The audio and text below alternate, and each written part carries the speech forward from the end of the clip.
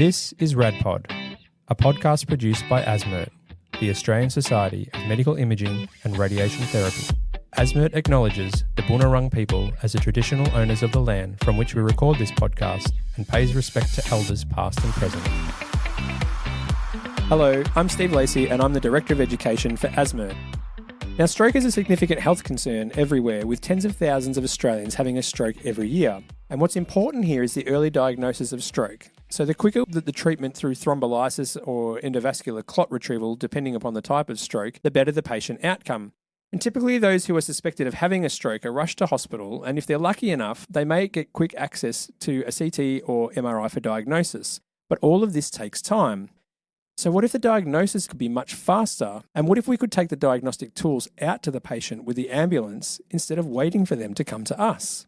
Well, a team in Melbourne has done just that, and I'm joined today by one of the radiographers of that team, Fran Langenberg. Fran was the first radiographer to take a CT machine on the road in an ambulance and is now the CT lead for the mobile stroke ambulance. Fran is here to talk about this amazing initiative and how it helps to improve the quality of life for those having a stroke. So welcome to RadPod, Fran. Thanks for inviting me, Steve, and giving me the opportunity to talk on my all-time favourite subject. I was going to say, one of the things I love about Fran is how much passion she actually has for this profession. So it's great to have her on the show. Let's just start by talking about the mobile stroke unit itself. So this is something that's been around since 2017. Can you describe to our listeners what it is and how it works? Yeah, so the mobile stroke unit is a custom-designed ambulance with a CT scanner on board. So it's basically got everything that a normal ambulance has, but it's also got a CT scanner. It's got stroke treatment-specific drugs that a normal ambulance wouldn't carry necessarily. And it's got a dedicated stroke crew. So a CT radiographer, a stroke nurse, a stroke neurologist either on board or via telemedicine, and two paramedics, usually ALS, which is an advanced life support, and a MICA, which is a mobile intensive care ambulance attendant. Yep.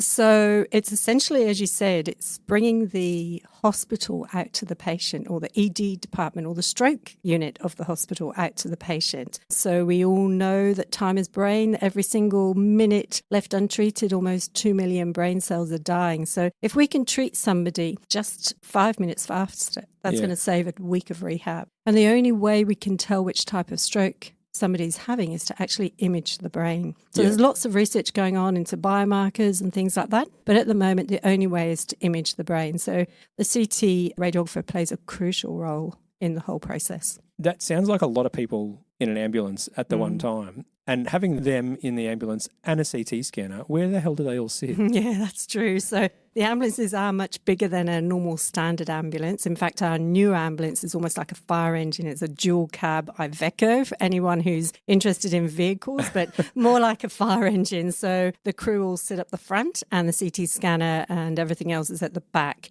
Older mobile stroke unit, which was the first one in Australia actually, that's much smaller and it is a bit cramped. So the crew sit, the radiographer, doctor, if they're on board, and the nurse sit in the back and the paramedics sit at the front. But it can be cramped, yep, definitely. Yeah, sounds like it. What type of scanner is it, Fran? So we've got two types. So we've got the older one, which is a Ceratom scanner manufactured by Samsung Neurologica. That's an 8-slice scanner. And then the newer one is an Omnitom, which is just essentially the newer version of the Ceratom. So it's bigger and it's a 16-slice, so a little bit better image quality as well. And I'm assuming that you use contrast for your scans as well? Yeah, we do. So we have onboard contrast injectors and we do CTA if we suspect a large vessel occlusion. So essentially, the non-contrast is the bread and butter scanning. So that's the one that's going to tell the doctor what type of stroke the patient's having and whether they have thrombolysis, so if it's an ischemic stroke, or whether they have blood in the brain, which is a hemorrhagic stroke,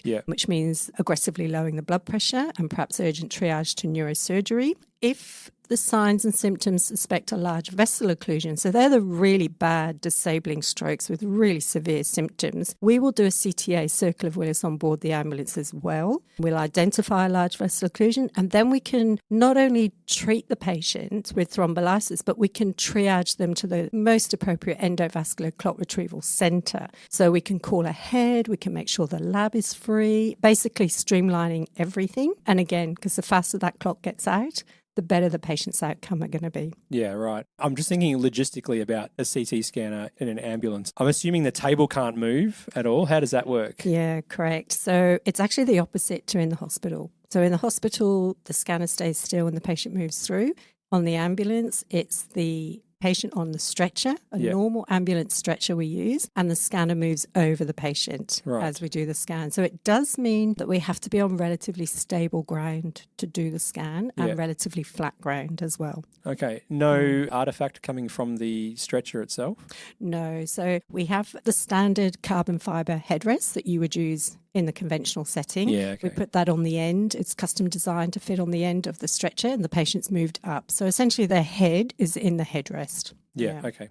So let's just talk about what happens when there is a call. Like, what's the process? You know, you get your call to say someone's having a stroke or potentially having a stroke. What happens next? Take us through that process. So somebody rings 000 and they may say, my mum's not speaking properly, or my dad can't lift his leg or arm or anything like that. And so what happens is the closest ambulance to that patient is dispatched, and we are dispatched alongside them. So we may not get there first, or we may if we're the closest, but it's unlikely. Usually there's another ambulance closer. All the way along, we're getting updated information. And sometimes, in fact, more than 60% of the time, we actually don't get to the patient. Because as we're getting more and more information, it's becoming apparent that actually the patient's not having a stroke. So we won't go. So we have to also be very mindful that we're a very limited resource. We've only recently got 2. So we don't want to be going to a patient that we're not really going to be able to help or is not having a stroke and miss going to someone that is having a stroke or someone that we could help. So essentially gathering information the whole way. And as I said, about 60% of the time we stand down, we don't go for a variety of reasons. And that might be that maybe the patient is having a stroke, but, you know, they've got advanced dementia, they're in a nursing home. Thrombolysis is not going to improve their quality of life. Or they've had a stroke, but they woke up with it. So we've got no idea what time that stroke occurred. And we know that thrombolysis is most effective within the first 4.5 hours. Clot retrieval within 24 hours, but you need a perfusion scan then if you're out past 4.5 hours. So there's lots of reasons why I would cancel. But let's assume that all systems go and we're going to the patient. We get to the patient and the nurse and the doctor, if they're on board, otherwise the nurse and a paramedic will go out and assess the patient. The radiographer and the remaining paramedic will set up the scanner to scan. We do that every single time. We don't wait until a scan is requested. We just assume it's going to be requested because, again, we don't want to waste time. We want to be ready to go every single time. So the first thing we need to do is check, is the scanner going to move smoothly and okay? So are we on level ground? Is there dirt? Things like that in the way that anything's going to obstruct the scanner moving. And we wear these boots with this enormous tread that, you know, you walk in these car parks with little pebbles and they usually end up all over the place and that upsets the scanner moving. So there's a few things like that. We'll prepare the contrast injector, put the headrest in. Then if a scan is requested, we do the non-contrast brain. That's reviewed by the neurologist. They can do a few things then. They can either finish or they can decide to give thrombolysis or they can decide to do a CTA. Right. So we just really wait and see. And each one is different, essentially, based on what they see. And they can give thrombolysis there on the spot? Correct. So basically the thrombolysis, it depends. There's various trials that some require thrombolysis before the CTA, some require after, etc. There's a few reasons why the decision is made to do it either before or after CTA, but essentially the patient is thrombolyzed literally outside of their house. And I think that's one of the most rewarding things that I will never tire of. And I think my MSU radiographer colleagues will all say the same, but you literally see somebody get better in front of you. And it's just unbelievable. So I've got many, many, many examples of patients that can't lift their arm. And by the time they get to hospital, it's fully functional. That's incredible. It is absolutely incredible. Or they're slurred speech and they're speaking normally. It's wonderful. Absolutely wonderful. It's one of those few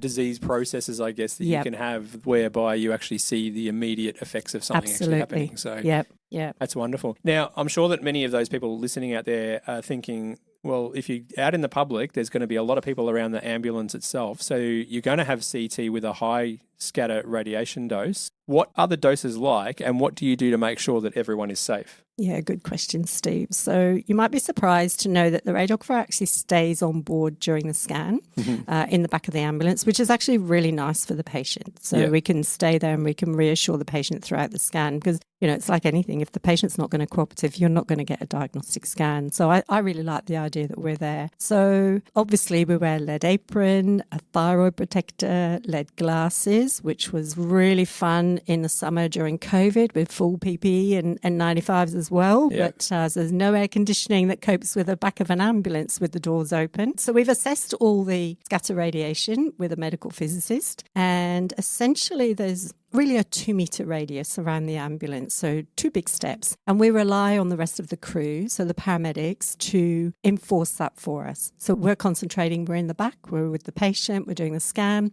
And the paramedic, the MSU paramedic, will be stopping members of the public from walking in or walking through, because we do draw a lot of attention. So there'll be people that are just curious. They want to know what's going on. And obviously there's family members as well. So we rely on them to stop anyone walking into that area. And then obviously the radiographer stands in the most appropriate space that's been measured for us. Sometimes it's at the back on the old one. With the new one, it's next to the gantry. Yeah. And the staff on board, do they get trained in radiation safety? Yeah, they do. They all get a talk on radiation safety that is mandatory, that they attend that, and it's also online, but they need to listen to that before they're allowed to work on. And we actually used to provide them all with dose monitors as well, but now the radiographer is the only one that wears one. We found after 2 years, the physicist did all the measurements and they had all received nothing. So now it's optional. If they want to wear a dosimeter, they can, but they don't have to. And most choose not to because the responsibility comes with treating it properly if you do wear it. So yeah, absolutely. So it's very safe. Good. Okay, Fran, so you were the first radiographer to do this in Australia. When you started this, what were some of the challenges that you had to deal with? Yeah, we had quite a number of challenges, and I think the first one is the fact that we were the first in Australia, so there wasn't really much of a benchmark that we could use. I did spend some time in Berlin, where they have some stroke ambulances, and worked with the crews there just to see how they did things. But as I'm sure you're aware, every country has its own rules and regulations, especially around radiation safety and operating equipment. So we had to develop our own training program, which I did in conjunction with Ambulance Victoria. So the whole thing about working in the back of an ambulance and not being in the hospital setting is so foreign. Well, it certainly was to me anyway. So we had to think about, compared to the hospital where you're used to the patient being presented to you, hopefully in a gown, on a stretcher, all ready for their scan or their x-rays, to now we're going out to them. They might be in the house, you've got their family or the pet dog or, you know, very distressed relatives. You have to be conscious of that. And also just being in the general public, which is again something, you know, we can ask the relatives to wait in the waiting room and often we don't even see the relatives, whereas now we have to deal with them as well and accommodate them at really the worst time in their lives for a lot of people. And it's very raw. By the time you've got to a hospital, often there's a little bit of acceptance, but when we arrive, it's still brand new. They don't know what's going on. So I think another thing I teach the radiographers is to be very, very conscious of how you can be perceived. So wherever we go, we draw a large crowd. So you can just safely assume that somebody has their phone out and they're recording you.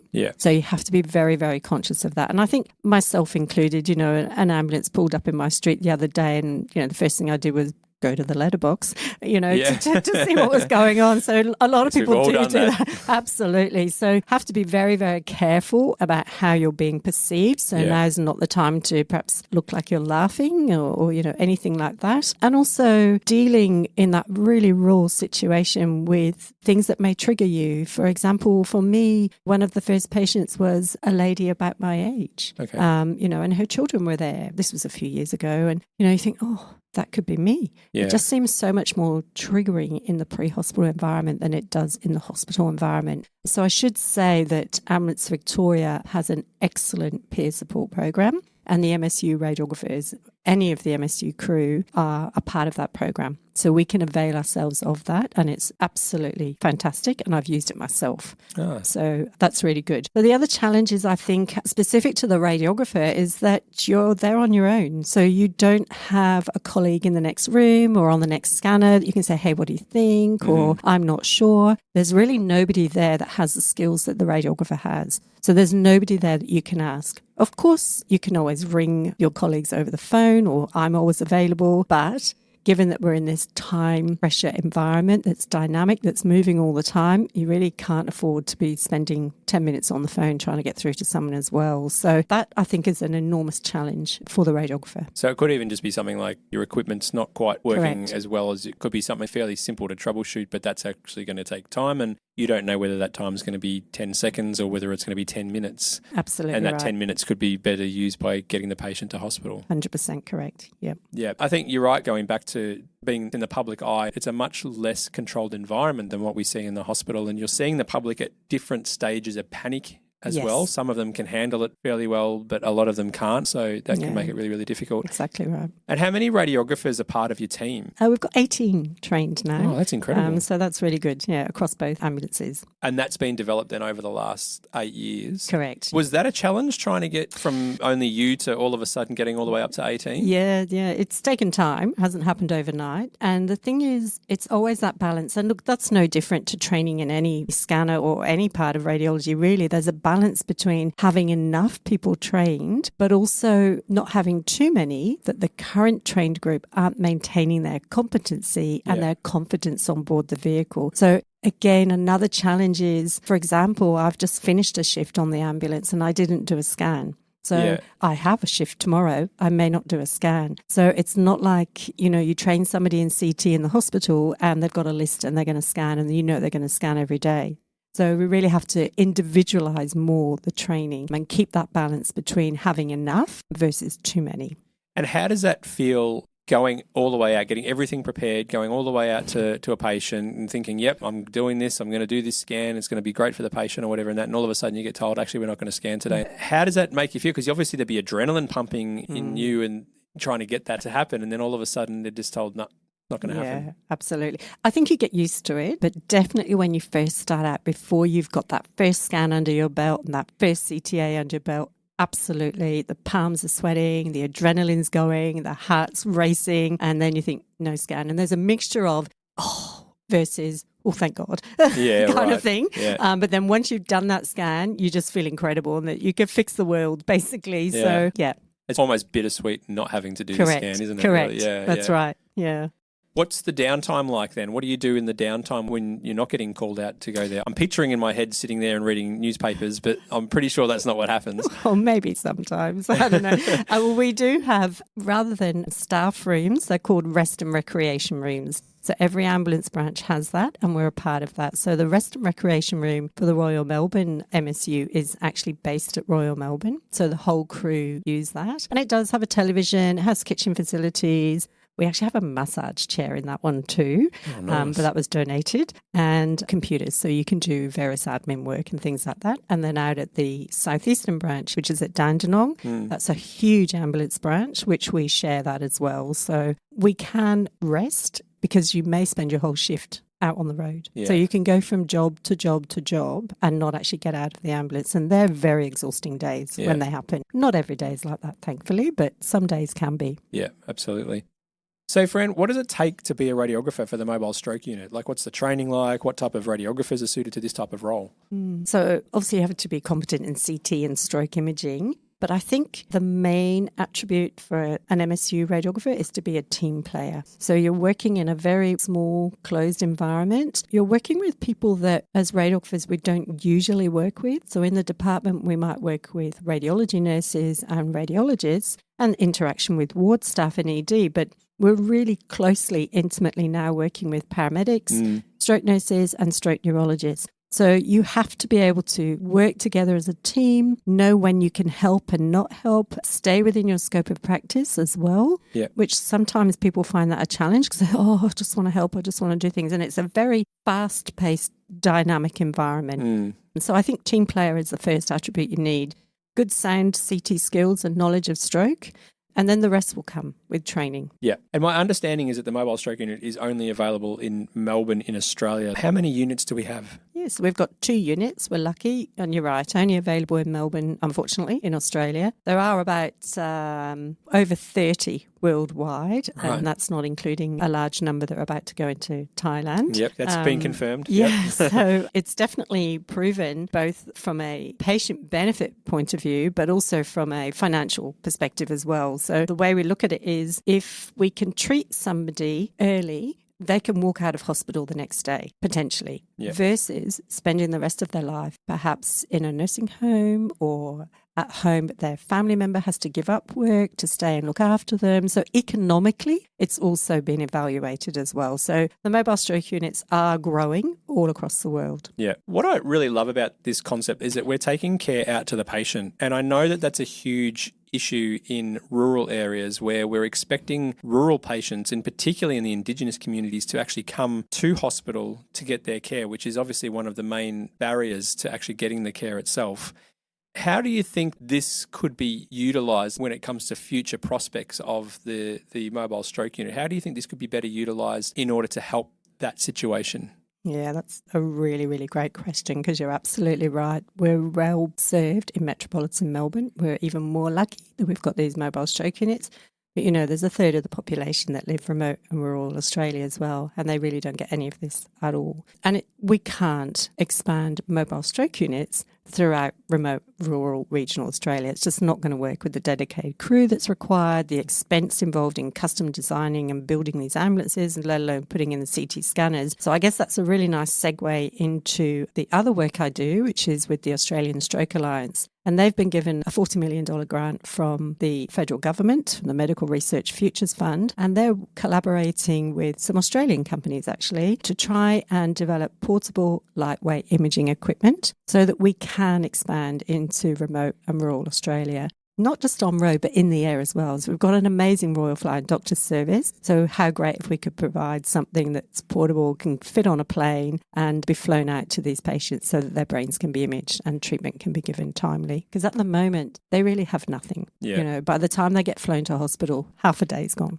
Yeah. And I guess the other challenge with this is making sure that if you are going to be having extra units such as this, is actually having the staff to be able to staff them. And I think that's going to be a big challenge as well. And trying to make sure that we've always got radiographers staffing these pieces of equipment as well. I really also like the fact that this is a really good chance for people to have that role expansion when it comes to being a radiographer. And I know that you have involvement with a thing called Presto. Can you tell us a little bit about that, Fran? Yeah, so Presto is the pre-hospital stroke treatment organisation, and it's a global organisation of all the mobile stroke units around the world, well, all the ones that want to become members.